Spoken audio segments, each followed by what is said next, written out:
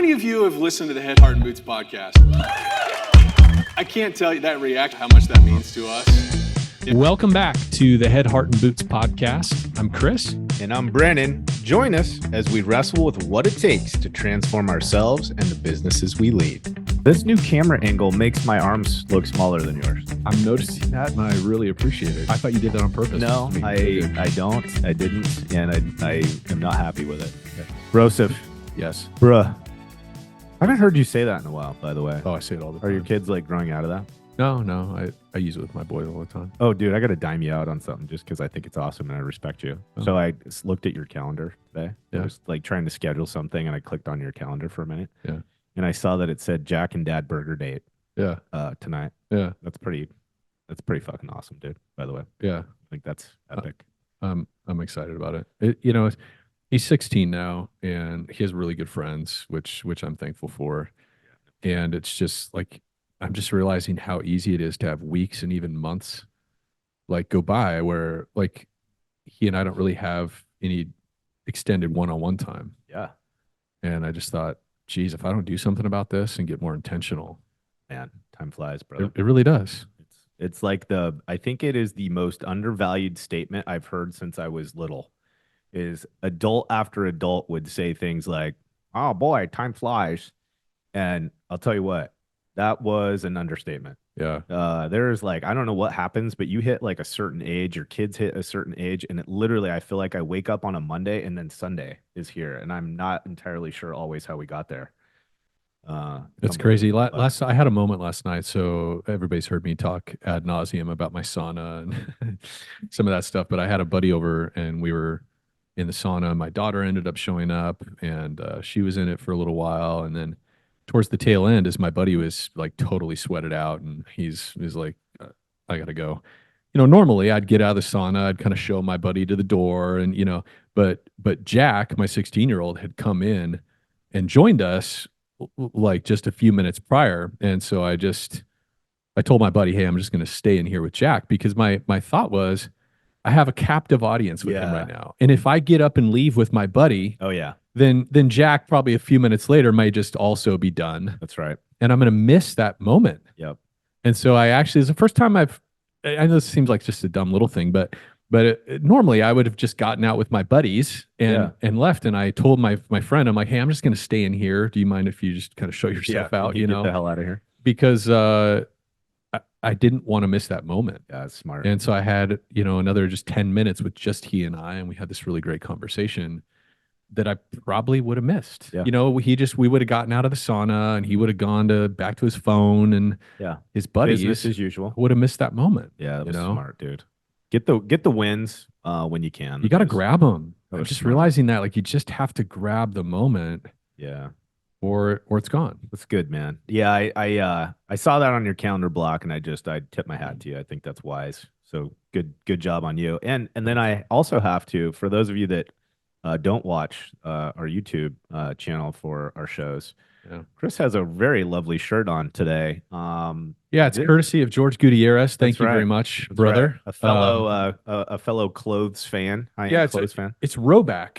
And you know what it reminds me of? Back in like the early 90s when spandex was like, right? It was really in and hammer pants and everything else, but spandex was just like coming on the scene. Oh, the material? Yeah, the material. Oh, yeah. That's basically what these Roback shirts are. They feel exactly like those spandex biker shorts. Kind of a quick wick. Back in the day. Yeah. And anyway, it's really awesome. Yeah. And it's a pattern of mustaches. Yeah, well, that's the thing that stuck out to me, by the way. This is not like some new ad read that we just slid in here for. No, anyway. I was complimented because the mustaches on that shirt are quite it's fun, quite robust. Yep. All right, here we go. Let's get into some content that people give a shit about. Yeah. Yep. All right, so here's where I want to go today, man. I want to talk sales.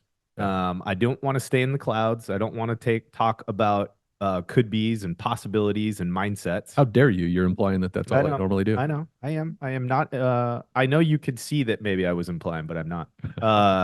I want to get brass tacks. I literally want to talk beans and bullets. And I think the way that I kind of want to frame this is look, this is stuff that we've been using and deploying. I'm not telling you you have to do these things. I just want to share with you. We want to share with you Yeah. things that we've done and leveraged and successfully in the past with prior teams that we were building and leading, and includes clients that we work with all around the nation. But I also kind of want to call ourselves out from this perspective, and that is you and I's teams got results when we were religious zealots about this, Yep.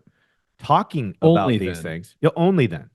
And it's like, you point towards this whole, like, this idea that you and I have talked about before, like consistency compounds. Like when it comes to sales, here's what I feel happens.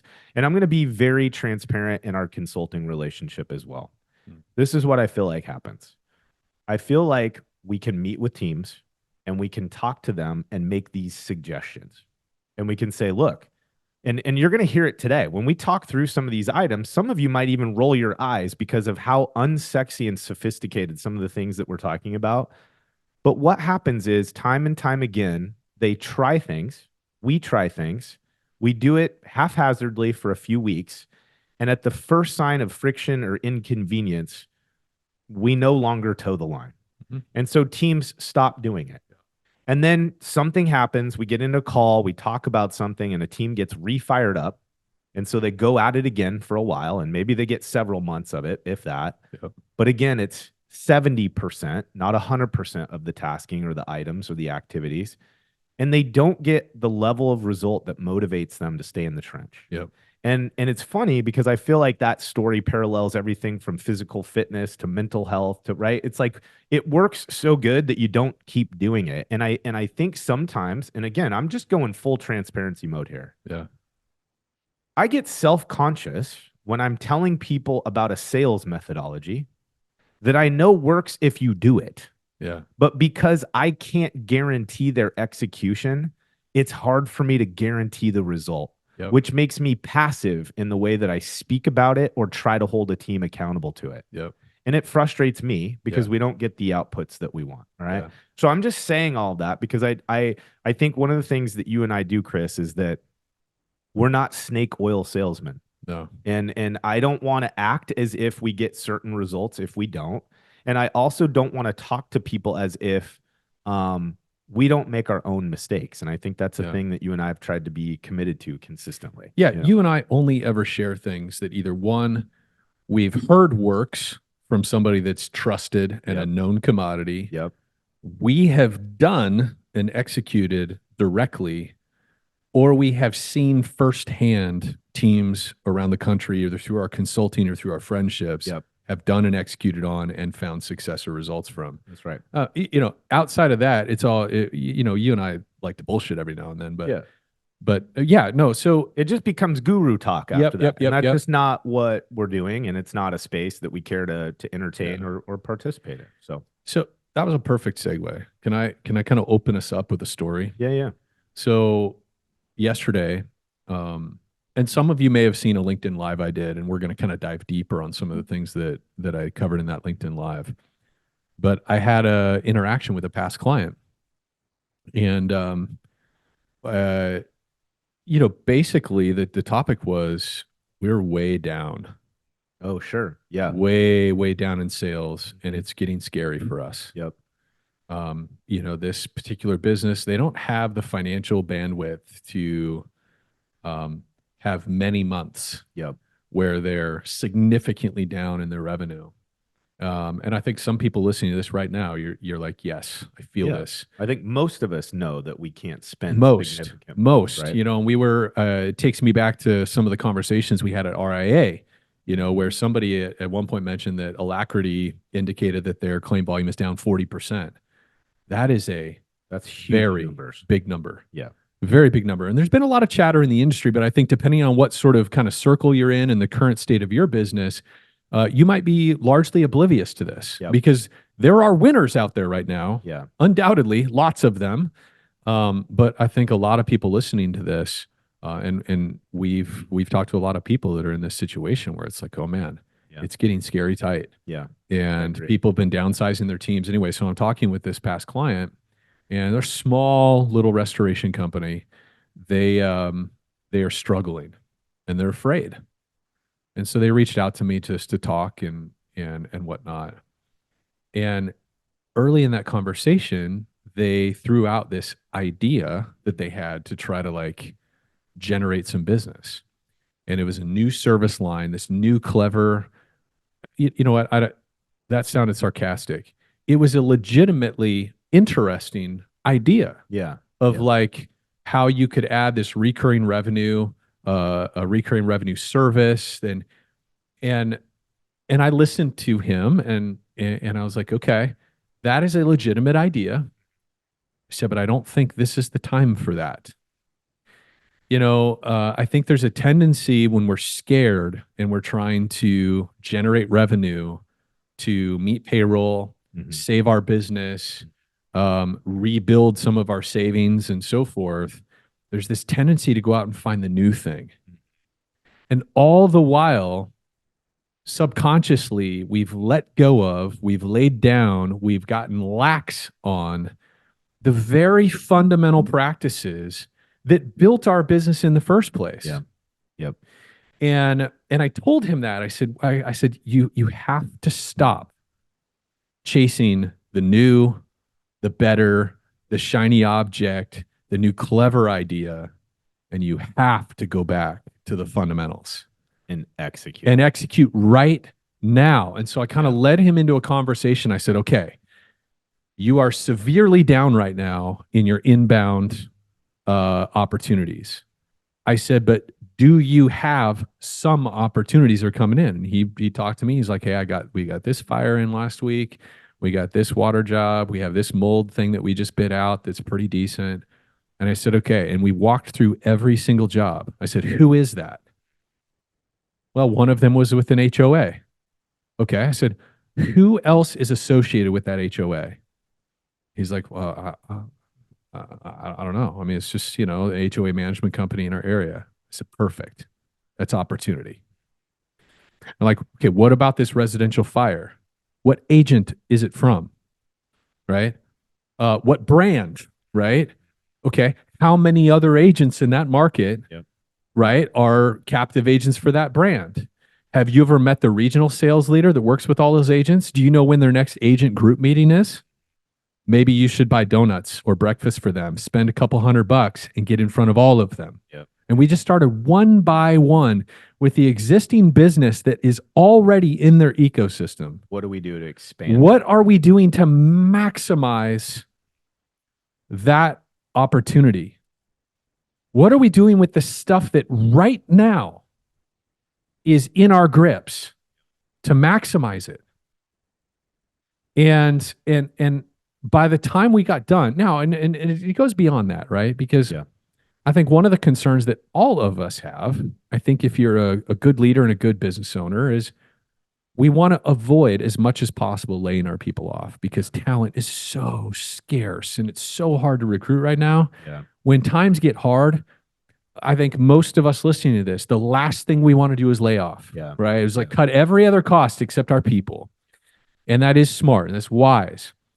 But the question is, when jobs aren't coming in, what do you do with your people? You can only have them fix so many things and clean so many things and organize so many things in the shop, right? Right. You get through all that and it's like, okay, well, so like this person, we were actually FaceTiming outside of a job in a neighborhood that they were doing. And I'm like, okay, this neighborhood you're in, I could tell from the background, a really nice middle upper class neighborhood. Right, the kinds of people we love to do work for, right? Yep. So like you get to the recon, you maybe do a little remodel and build up the opportunity in that job, right? And I said, do you have handbills in your truck? Sales handbills? Okay. Have you gone to every house in the neighborhood and knocked on their door and introduced yourself as working for the Joneses down the street? And given them your scope of work handbill and your contact information and said, hey, keep this in your junk drawer, throw this up in your fridge. You guys ever need anything? We're 24/7, da-da-da. And hey, by the way, while we're here, if we park in front of your mailbox, I'm sorry, just give us a call. We'll do everything we can to accommodate, right? Yep. Did you do that? No. I said, how big is this neighborhood? Well, this cul-de-sac has 8 or 10 houses, but there's another 20 or 30 houses nearby. I said, why don't you go knock on every single one of those doors with your technicians before you leave today? Do you have time for that? Yeah, really, we don't have another job to go to today. Perfect. Spend the rest of the day with your technicians, flyering every house in that area. Now, even as I say that, as somebody who's led restoration companies and other businesses, on the one hand, you say, well, that's not a good use of our time. There's other things that that would be more effective sales, like door knocking. Really, Chris? Well, there's 100,000 roofing companies in the United States that are doing that today. Yeah. There's pest control companies all over the country that are doing just that right now as a standard order of business. Yep. Most service companies canvas. Yep. Why would we not, when we're hard up for business, Yep. spend at our labor cost, right? To make sure our guys are in a clean polo that they have in their truck, because they should anyways, Yep. right? Yep. To spend the remainder of the hour left for the day or whatever in the area where they just had a job. I'm not suggesting we load people in a van and go drive across our market to go do canvassing. I realize that this is not necessarily a normal course of business for us. Yeah. But if you're hard up for business, Yeah. come on. If you're already in an area of your market, Yeah. why would you not? Right. And so Yeah. so anyways, that conversation, hopefully it was really fruitful for this client friend of mine. To redirect him, I think a lot of times we get stressed. Yeah. You and I've been through this. Every single person listening has had seasons of desperation in their business. Oh, yeah. And I think every single one of us has felt the instinct to go find the new thing that's going to save our business and get us back in order. Yeah. And of course, that is rarely the right move. No, I think you're spot on here. It's interesting too, because as you were kind of talking about that campusing, thing in the moment, and I get what you're saying. You're saying, look, let's look at this moment and see what can we do since we're already in this position to maximize the opportunity. I think that's legit. I think what I'd like to do is let's think sales. Okay. And what we're talking about right now is not mindset posture. This is what are actions that our people can be taking. And I would just let's break these things up into two categories. Let's go operational sales. Yep. Okay. And it'll make sense as we dig into this. And then let's think again, like direct to end user or even route sales. Okay. BD. Yep. Right. And we're not going to go crazy on text and scripts and things like that. We're literally going to talk about these actions that we can specifically take, because my hope is that these are things that either A, you're going to be like, oh yeah, we used to do that all the time. Okay, cool. Start doing it again. Yep. Or maybe some of these items will sound and look a little bit different from what you're currently doing. We just try it. Yeah. Don't take my word for it. Just try it. And if you do it consistently and you don't get a result, you know what? That's on you. You decide if there's value in these things or not. And some of them, I think sometimes we just want sales to be so much bigger and sexier than it really is that we think these things that we do with a handout or a handbill just seem so rudimentary. But if you just do it enough, it will yield a result. And I think the more important thing here is, can it just be part of our business delivery system to make it super convenient to do that thing time and time and time again? And then statistically, you should yield a result or an opportunity from that. So that's I think that's where I want to hang. Let's just give somebody, the listeners, something they can literally walk away from and start trying. And again, I think it's all about execution. Execution is going to determine the result, not the information. So we'll share it with you. How you deploy it's totally up to you. Okay, so for Chris and I, and again, these are just experiences we have and that we've seen work. Okay, we like to think about our sales activity as business development versus like operational sales. Okay, and when we think operational sales, you and I think you actually came up with this term: every job sales activities, EJSAs, right? Yeah. And so it's this idea of there's like essentially 5 things that we do on a regular basis. And if we do them consistently, odds are in our favor. And here's the interesting thing about this, and this is why I think this is really important to set the stage. These things compound on each other. So one and done is not the story here. These are the things that, look, if you started doing these things today, could they yield an immediate result for you? Always. There's always the chance that something just conveniently works out in your favor. But more importantly, start today so that 90 days from now, you're not still worrying about the same problem. And the other thing too is that's a really good point because yes, what we're talking about are practical to-do items. Yes.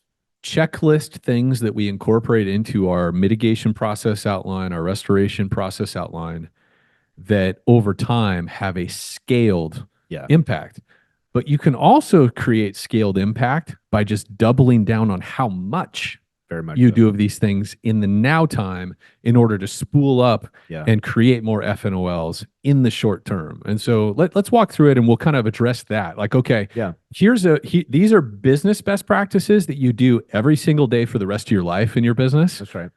But then how could you potentially double down on these activities in the short term Yep. to stir up opportunity? Yeah, Because totally we all love it. need more opportunity right now. Probably every single one of us would say, yeah, we're certainly not, we're not triple what we did last year. Right. Right. Right. So the every job sales activities, the very first one, and I asked actually the client I was telling that story about, I said, hey, do you guys have yard signs? And he said, yeah. Are you putting them out? Sometimes. Yep. Put a yard sign out at every residential job you do, Just do it. period. Just They're do it. like $8 at scale, Yeah. sometimes even less. Yeah. That's an $8 sales rep that is advertising to everybody else that this Mr. and Mrs. Jones is using your services. That's right. The power of social proof is has been proven over and over and over and over again. See the book, Robert Cialdini, Influence, the Psychology of Persuasion. It is science. Create additional exposures in the markets you're already selling in. Yep. Put the yard sign out. I know some of you can't because of HOAs. Fine, put it back on the truck. Yep. Take it out on every job and place it in the yard. Yep. Painters are doing it. Plumbers are doing it. Security alarm companies are doing it. Pest control companies are doing it. Everybody's doing it. Roofers are doing it. Why aren't you? Yeah. Okay. It works. Like don't ignore something that works just because you want to be smarter. Oh my gosh. Like this is my problem. I see stuff like this and I just think to myself, oh, it's so basic. Oh, or it's inconvenient because from time to time you have a homeowner that's like, dude, I don't want your fucking sign in my yard. Okay. Yeah. But that now doesn't deter us from following this as a policy. It's one person's opinion. Are they going to happen from time to time? Especially if your claim volume's high? Yeah, it is. It is. But do it. It's simple. And anyway, so we could dive into that. But so let's just close on this though. So yard signs, right? Like cheap. You don't go ham putting all the most gross, embarrassing things listed in your service line on your yard sign. Because really it's about the brand, your brand name being respected enough that someone in the neighborhood has hired you. This is not going to necessarily yield you your next trauma job. It's just a matter of the branding consistency. Logo, it's there. phone number. That's Logo, phone number. You make it too grotesque. You make it wind, water, fire, gross stuff, whatever. People aren't going to want that in their yard, right? So we're just always keep it simple. Logo, phone number. The reality is it's reinforcing, right? Somebody Googles disaster restoration in their market. Very likely, if you're doing your job in terms of Google reviews or Liftify is for you, you're going to show up as one of the search results. They're going to make an association. God, I feel like I've seen them somewhere. That's what we're trying to create with that is top of mind awareness and reinforcing that buying decision, right? That's right. Okay, so the second thing is what we call the 5x5. This is so old school. I talked about this in the live yesterday. My grandfather was a milkman, and he used to do this. He was a top-selling milk guy back in the day. And it's just this simple concept of when we land a job with Mr. and Mrs. Jones in a residential neighborhood, I want to take the opportunity to leverage the fact I'm doing work for their neighbor to tell them to introduce our company. So I take my sales handbill. Again, does not need to be fancy. Scope of work, phone number, logo, right? And my get crazy, you can make it a door hanger. Oh my gosh.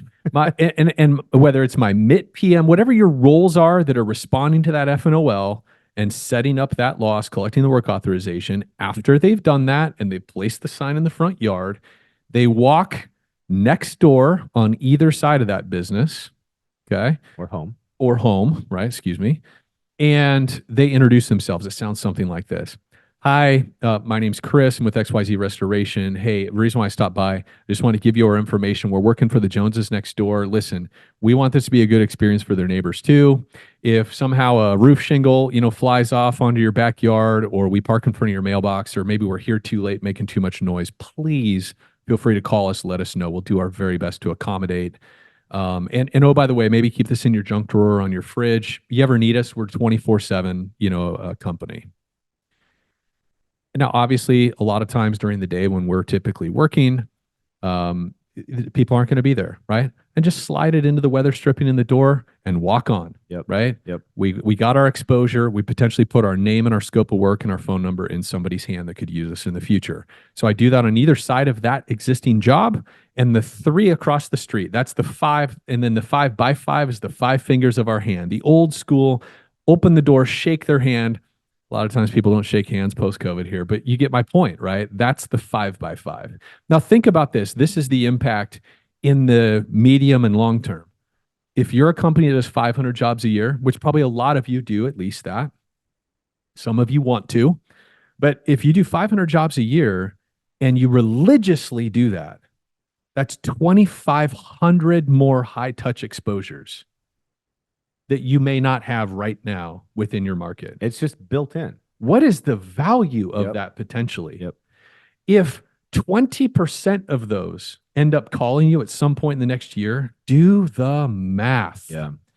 So here's something interesting here. And for those of you that are like extensive digital marketing users, you understand the kind of statistics or percentages that you're talking about in sales and conversion. It's very, very low. Like it's all about the numbers. It's volume. You do things enough times, a fraction of those will return or yield a result. Yeah. And so I think what we're trying to highlight here is that sometimes we think about things like a yard sign and the 5x5, and we just think, gosh, it's just this fractional number that, of folks that will actually do something with the fact that we stopped in and introduced ourselves. We know. Yeah. Like that's sales 101. Like marketing and sales are statistics, and they're normally very small numbers that yield result. So again, this is just a matter of something that we can just do. We do it every day. We do it job after job. And at the end of that year, we should be able to point back and see that it yielded some results for us. And even if the fraction is small, which it likely will be, if you just do it ongoing and it's built into your system, you're going to get the results. As you scale, your return scales. Like it's literally like the percentages may remain the same, but they're going to be on a larger basis, right? Now here's one practical bit that bears saying, and that is, if your guys look like shit while they're out in the field, this strategy is probably not going to yield you as good of results. Right. This is a great time to do a little self-reflection at your next morning stand to and say, okay, is our uniform system on point? Right. Do our guys have a clean polo shirt for their engagement with customers in their trucks? Right. So get your shit together before you start expanding your customer impressions. Okay. But that's simple, right? I think most of us, regardless of how difficult business gets, we can afford to have clean polos on our guys. Right. So that Go is ahead and important. give them 2, and they can change one from the truck. But okay, so let's keep down this channel on that. Well, let's talk about this. So, okay, again, we're talking about businesses down. How do we stir up opportunity? 5x5, it's a great cadence to establish in our business forever for the rest of your ownership of that business. But how do you potentially pull on that lever a little bit harder, right? Well, the obvious thing is, think about your next morning stand to. You don't have a ton of jobs on the board. People are getting done around 2:00, right? At a morning stand to, guys, hey, this week, instead of 5x5s, we're going to do 5x20s, right? Every single job, we want to hit 20 doors in that neighborhood with our scope of work thing. Don't just put it in the door sleeve. Again, we want to actually say hi to the customer. The more FaceTime is everything in this business. But at a minimum, we want to hit 20 doors with every single job. All right, guys?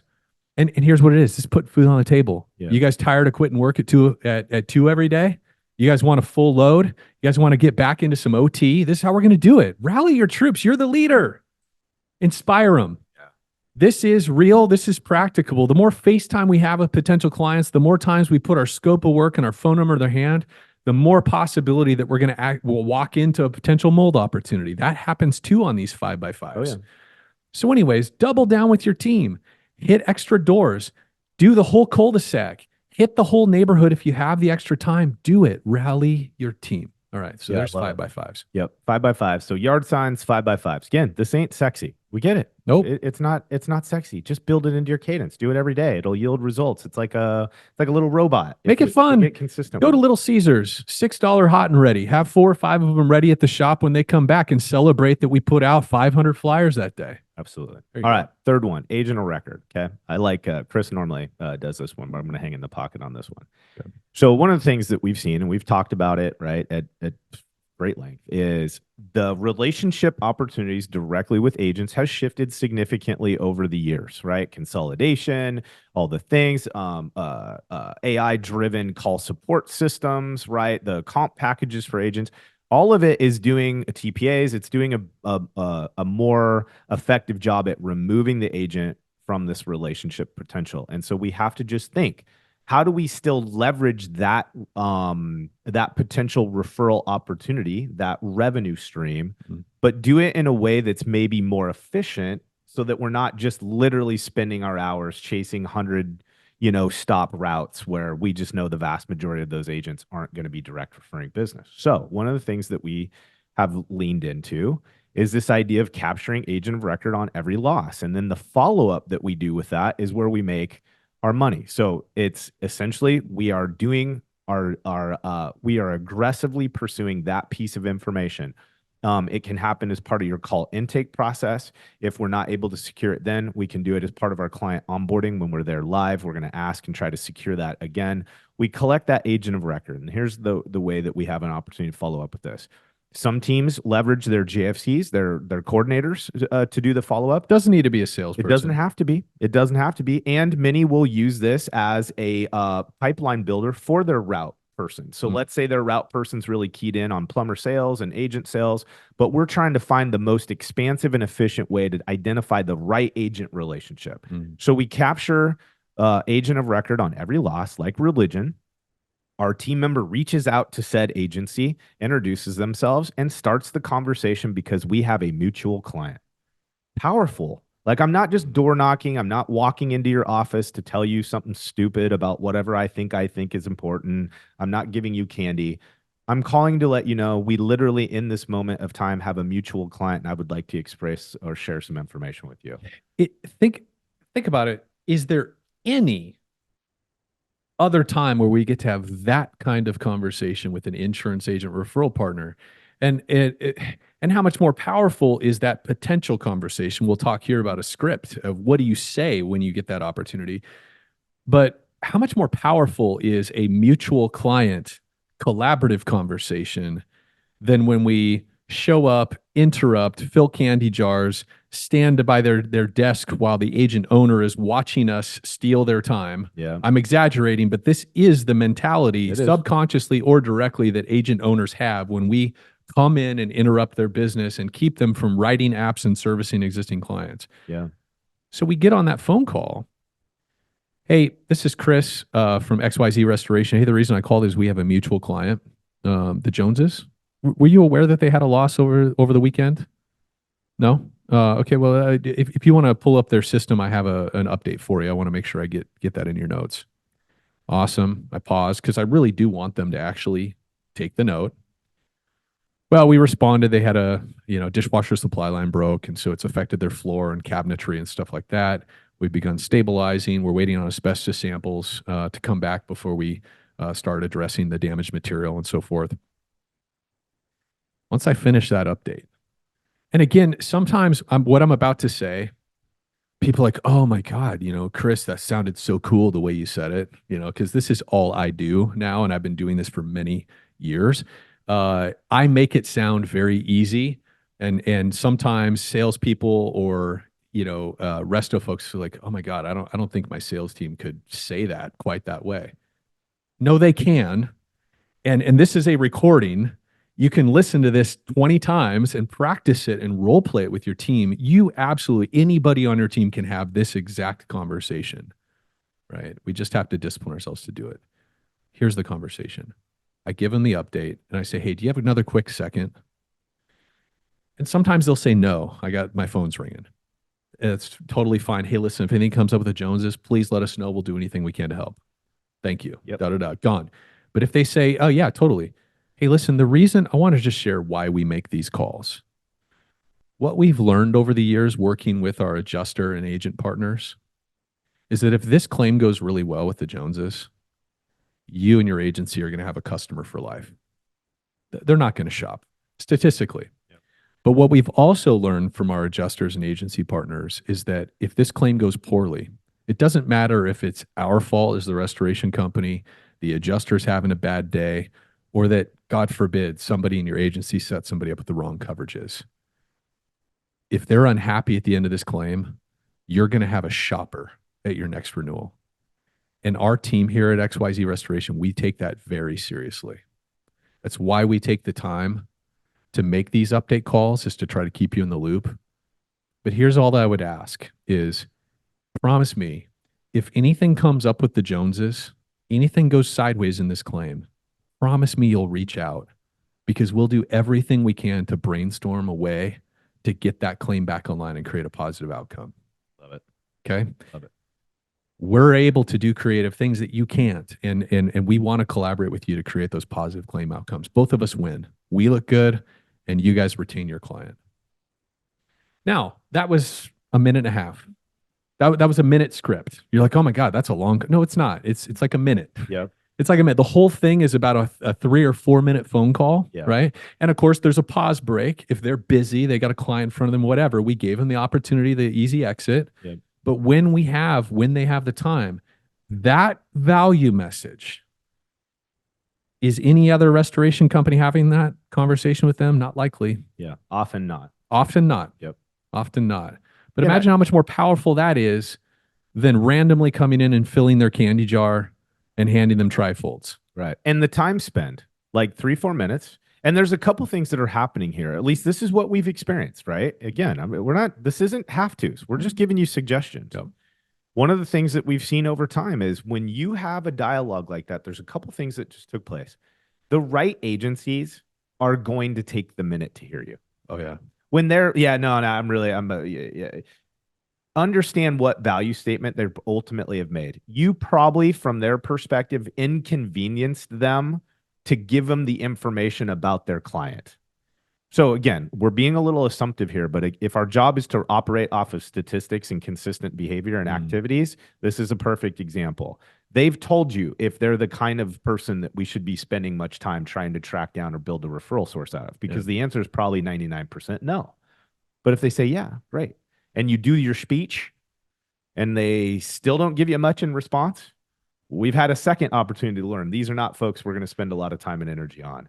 But then when they respond and they say, this is great, we've not had someone do this before, or this is awesome. Oh, I know the Joneses, right? And there's some kind of respect or response of gratitude to the fact of the way that you're carrying yourself, the way that you're thinking about them as the agency and what's important to them in terms of value. Their response will then tell you, is this someone now I'm going to put into my route and I'm going to now develop this relationship because this thing that we do efficiently, I've done, and it triggered a follow-up these people based on their response. Yeah. And that's really what we're talking about here, because you could talk to hundreds of agents and get null in response because it's just the way their shop is set up. It's okay. Yeah. But I'd rather not spend hours behind a windshield to go do that bullshit. I'd rather do it in 3 minutes with a phone call. Yeah. So that's where we're going with this. So do it every time. The fraction of results will be small, but every single one of them could be worth millions of dollars in return, right? So following this pattern, you're desperate for business right now. Okay, a lot of people are. How do you double down on that? You make that agent job update call and they dig it. They're like, oh, thank you so much, right? They give you a positive cue back after that. At the conclusion of that message, you're like, oh, that's really great. I really appreciate that.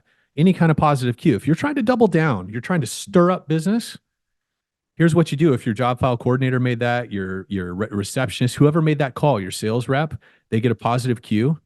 They bring it up to you as the owner or GM or department head or whatever and say, hey, I think there's an opportunity here. And somebody reaches out to the owner when that job wraps up. Hey, listen, I wondered if we could buy you guys kind of a Subway lunch. And I wanted to actually go through the case study of that Jones's job that we just did and help you guys understand kind of how that claim flowed so that you guys can learn and you guys can better support your policyholders as they go through claims. Would you guys, do you guys have an appetite for that? I'll buy the Subway sandwiches.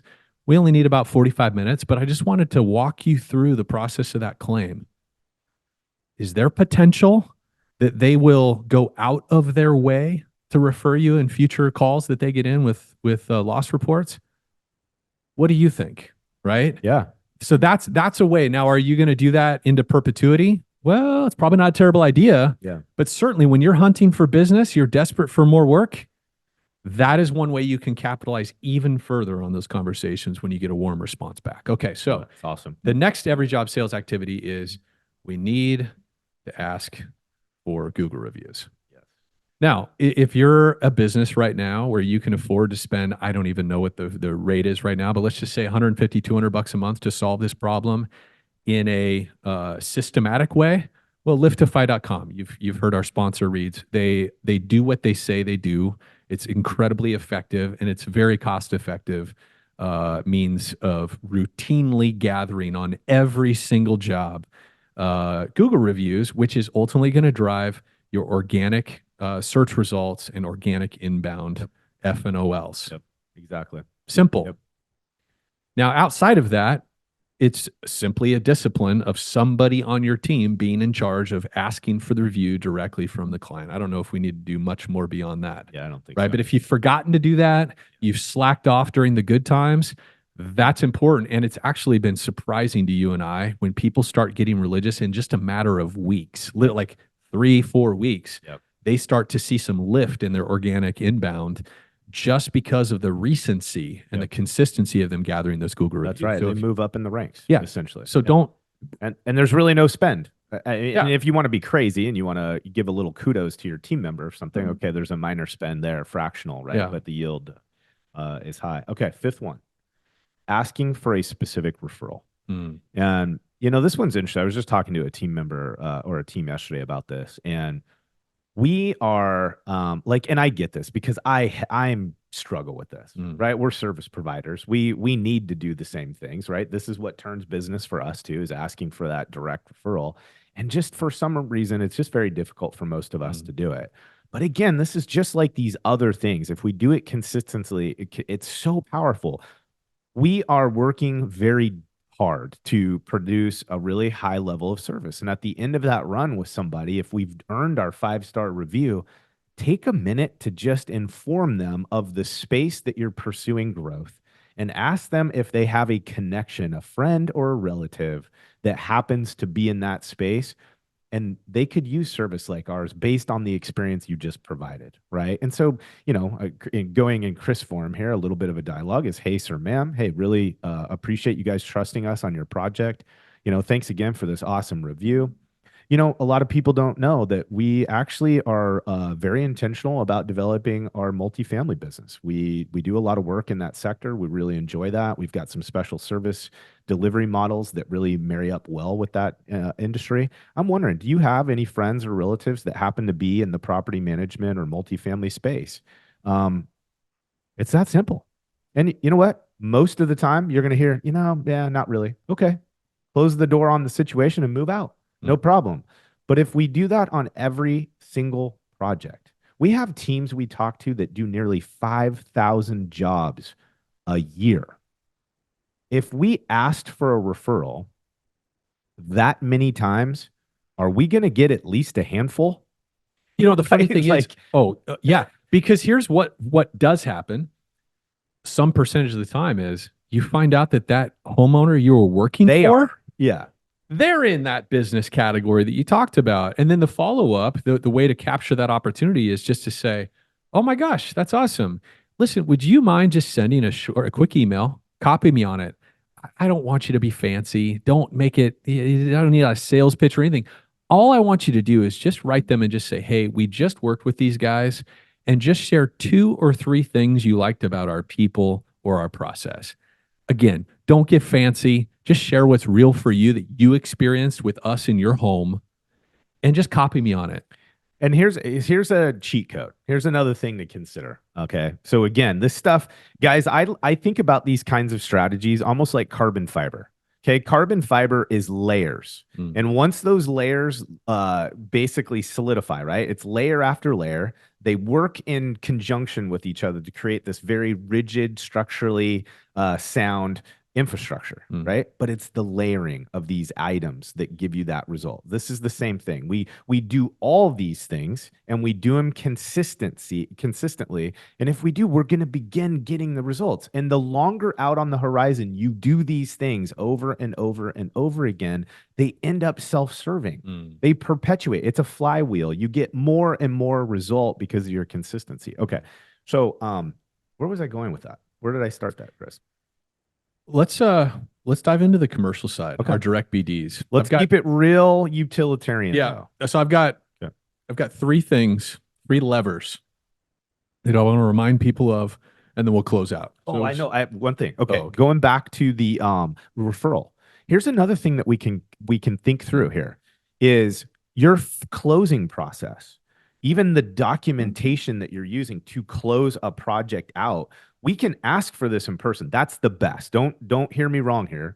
The best thing to do is equip our team to do this on site themselves. Yep. But if there's hesitation, concern, or more importantly, we want to reiterate these things to make sure that they're happening consistently, go ahead and make that as part of your closing documentation process and communication with your client. In the email body, in the whatever that you're sending to formally close out with that client, add that piece in there. Hey, sir, ma'am, thank you again for trusting us on your project.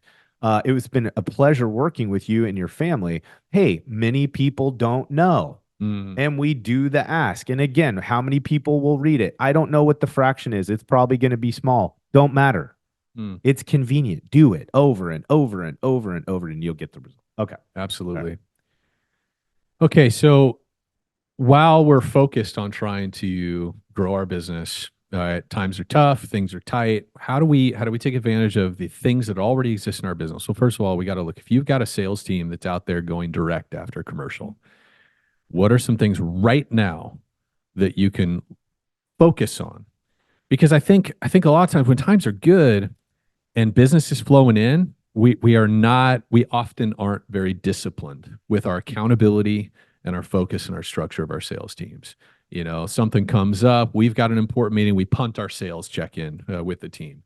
And, you know, it's like, hey, business is good, whatever. We get a little lazy if we're honest, I think, if we're not careful. What are 3 things right now that you can revisit with your sales team to ensure that you're getting the maximum result out of your sales in this difficult time? The first thing is time management. Your sales team right now, regardless of how much pressure everybody's feeling and talking about, may be killing a lot of time behind their windshield, drive time. Super common, major inefficiency and source of wheel spinning in our industry. What can you do about it? Implement the anchor strategy and hold to it like religion. Here's the anchor strategy. It's very simple. Grab your pen and notebook, okay?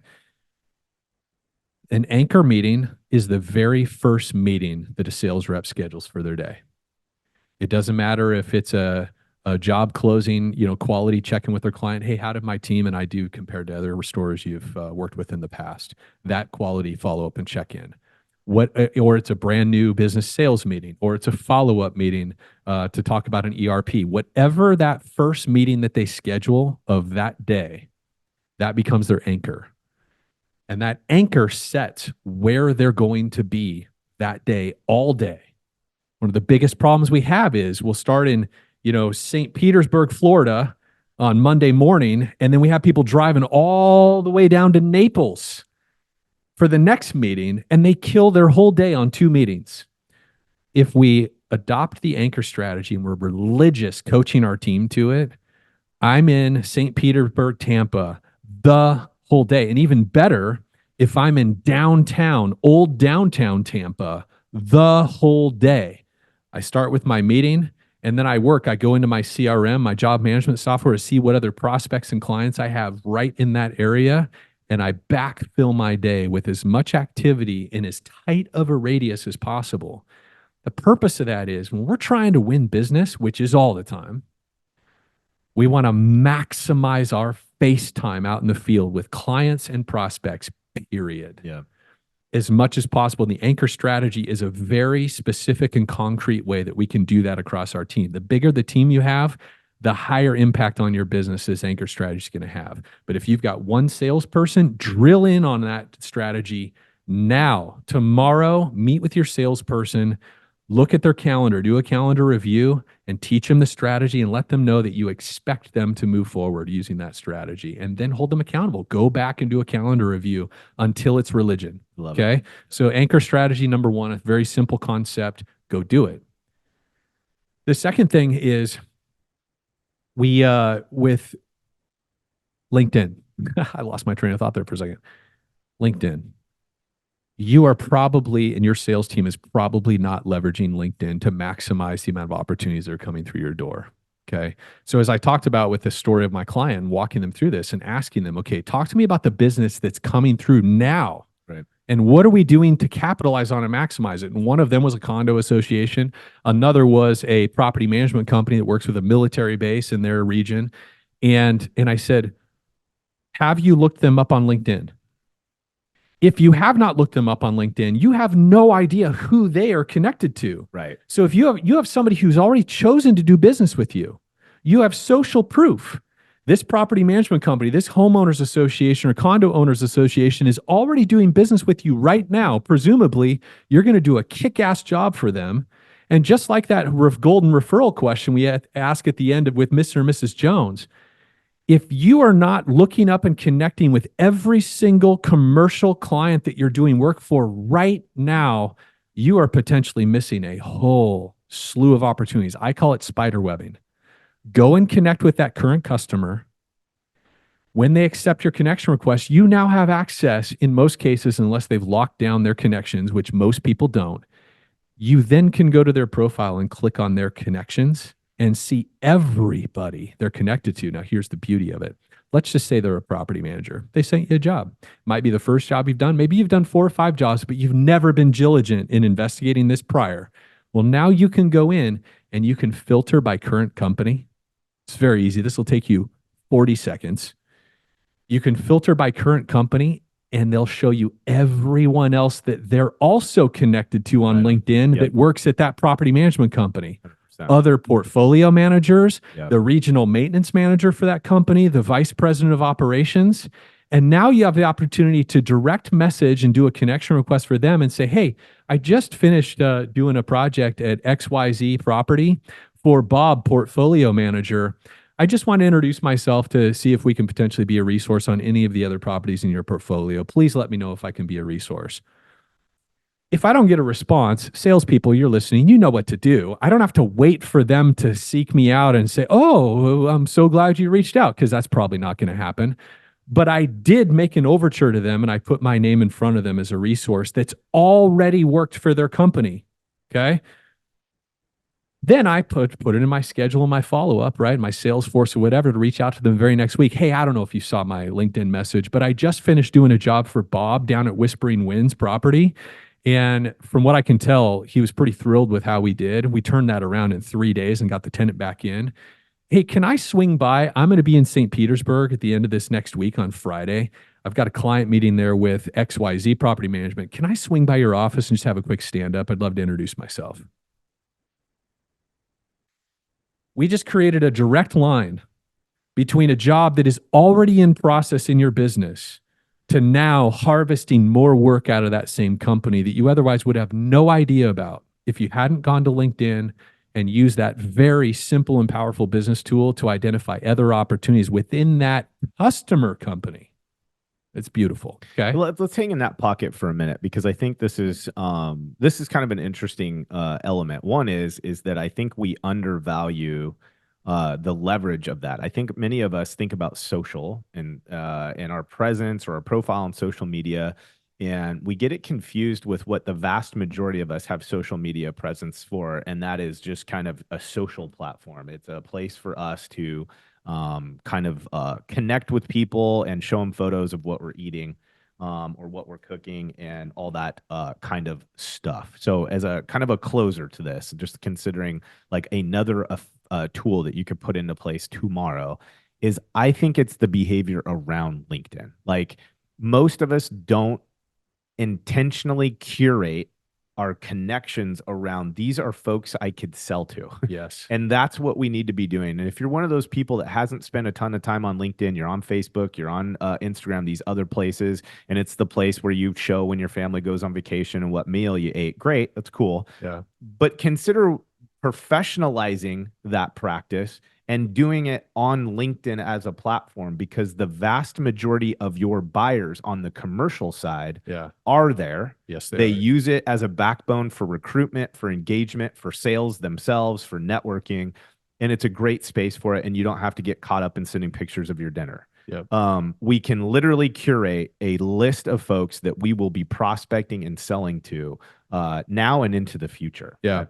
I've got one more, and this is less practical, but I think it has to be said. When times are tough and we're hungry and we're desperate, it is a fantastic time for you to lead your team back to disciplines that you always want, right? It's like, if for whatever reason, that's how humans function. It's like we don't tend to make smart decisions and changes and behaviors in our life until we have to. Yeah. It's just the nature of humans for most of us. Yep. This is an opportune time for you to look at your process where we've been slipping and been lazy, and to refocus the team. And let me give you one example. I was just talking with a client who said, gosh, our claim volume, our revenue's down for the year.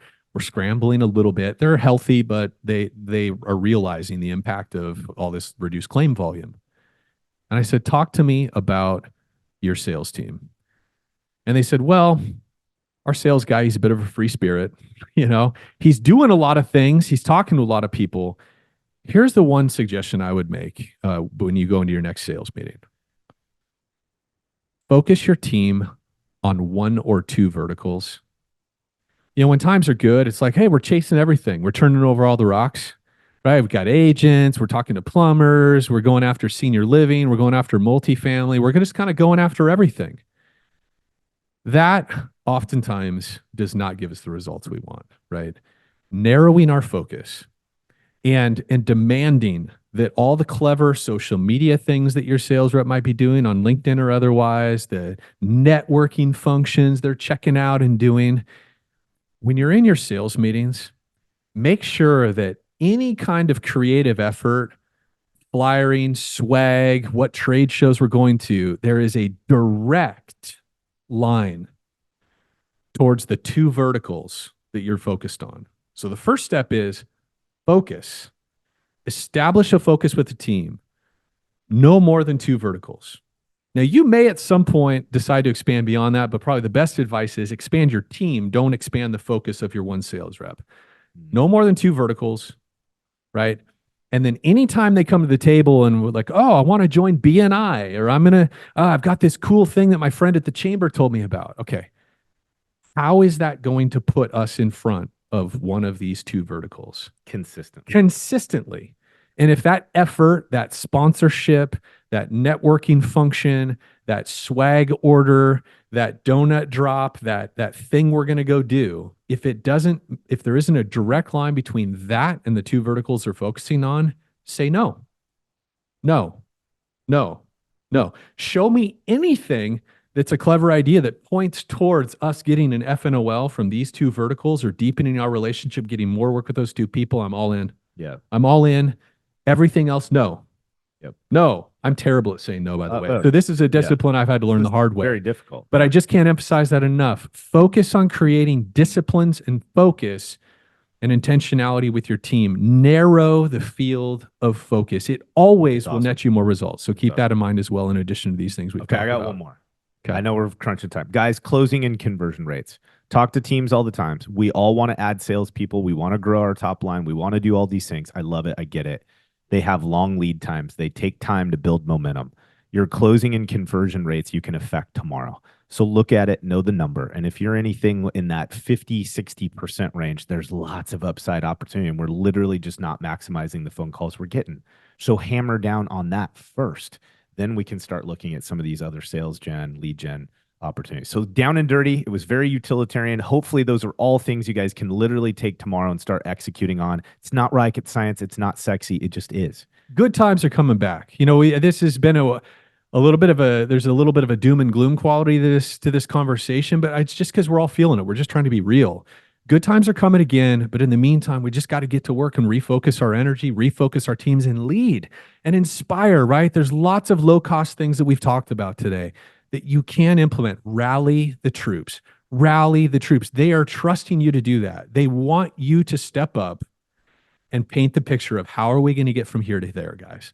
How are we going to I want you back in OT. I want you guys back on a full schedule. How are we going to do it? This is how we're going to do it. Paint a clear picture, give them clear directives, hold them accountable, have those morning stand-tos. Don't punch your meetings. Stay in the pocket, keep the battle rhythms. And good times are coming again. We'll get there. Love it. Thanks for hanging with us, guys. We'll see you next time. Thompson moved up.